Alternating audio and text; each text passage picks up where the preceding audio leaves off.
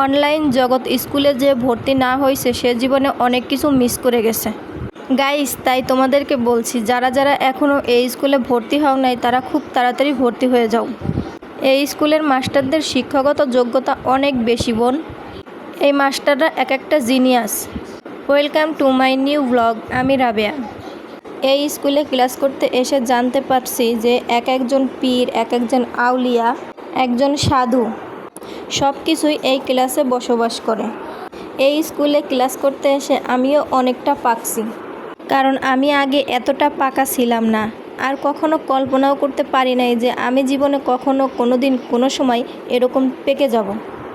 আর শুধু আমি না, বর্তমান যুগের ছোট বড় ছেলে মেয়ে, বুড়া জোয়ান কচি সবাই পেকে গেছে এই স্কুলে ক্লাস করতে এসে। গাইস, তাই তোমাদের একটা মতামত চাই, এই স্কুলটাকে অ্যাওয়ার্ড দেওয়া উচিত। তোমরা কি বলো? এই স্কুলটার অনেক ভ্যালু আছে। ছোটরা মাকে চেনে না, জোয়ান বেটারা বউকে চেনে না, ইয়াং ছেলেমেয়েরা মা বাবার খোঁজ খবর নেয় না, সব জুড়া ছুটে গেছে, সবাইকে ছাড়া ছাড়া বানিয়ে দিছে। এই ক্লাসে ক্লাস করতে গিয়ে কেউ কারোর মুখের দিক তাকিয়ে একটা কথা বলার সময় পর্যন্ত পায় না। এতটাই ব্যস্ত হয়ে গেছে মানুষ, বুঝো না? মানুষের এই ক্লাসে পড়াশোনার দিকে ধ্যানটা একটু বেশি। যার যার জীবনের দিকে যদি মানুষ এই রকমের একটু ধ্যান জ্ঞান দিত, মানুষের জীবনে অনেক উন্নতি হতো। কি এক ক্লাস পৃথিবীতে আসলো রে ভাই! যাকে ভালো বোঝাতে যাও সে উল্টোটা বুঝে নেয়, যাকে সোজা পথ দেখাবা সে বেঁকা পথে যাবে। জানি না এই চোখের সামনে আরও কত উন্নত মানের ক্লাস দেখতে হবে। আমার কথাগুলো সঠিক না ভুল, তোমাদের মন্তব্যটা আমার কমেন্ট বক্সে জানিয়ে যাবা। তোমাদের সাথে অনেক কথাই বললাম। দেখো, এখন বলতে বলতে আমি অনেক কিছু করে ফেলছি, অনেক রান্না বান্না করছি, অনেক খাওয়া দাওয়া সেরে নিলাম।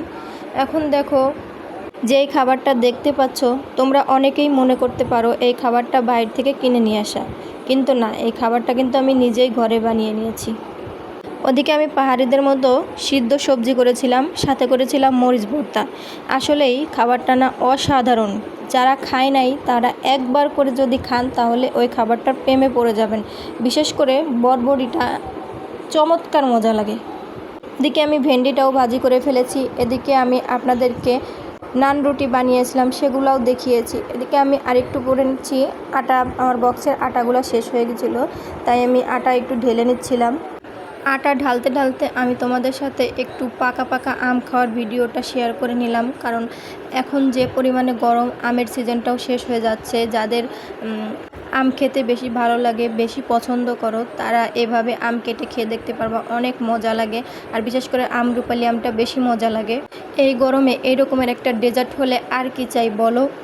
ইনস্ট্যান্ট বানিয়ে নিতে পারবা ঘরে থাকা উপকরণগুলো দিয়েই, খুব সহজে। মাত্র 2-3টি উপকরণ দিয়ে তুমি এই জিনিসটা বানিয়ে নিতে পারো।